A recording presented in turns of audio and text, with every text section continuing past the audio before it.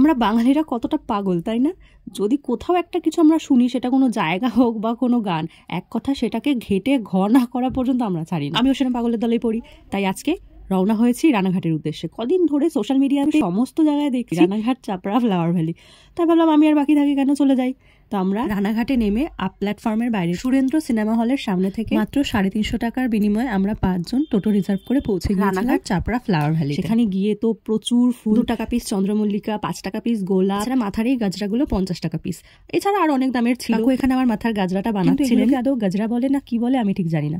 যাই হোক, তারপরে আমরা ধীরে ধীরে এগিয়ে গেলাম খেতের উদ্দেশ্যে। প্রচুর ফুল ক্ষেত, গাঁদা ফুলের ক্ষেত, সর্ষে ফুলের ক্ষেত, রজনীগন্ধার। আমি জেসির ক্ষেতের সামনে বসে একটু ভিডিও বানিয়ে নিচ্ছিলাম। এরপর আমি আর আমার বান্ধবী ওখানে চারপাশটা একটু ঘুরে দেখলাম, তারপর একটু খাওয়া দাওয়া করলাম। জায়গাটা সত্যি খুব সুন্দর, পুরো গ্রাম্য একটা পরিবেশ, ফুলের সমাহার। ফুল প্রেমীরা অবশ্যই কিন্তু এখানে একবার ঘুরে দেখতেই পারেন। আজকের ভিডিও এই পর্যন্তই। ভালো লাগলে লাইক কমেন্ট করবেন, আর হ্যাঁ, চ্যানেলটা সাবস্ক্রাইব করতে ভুলবেন না কিন্তু। টাটা।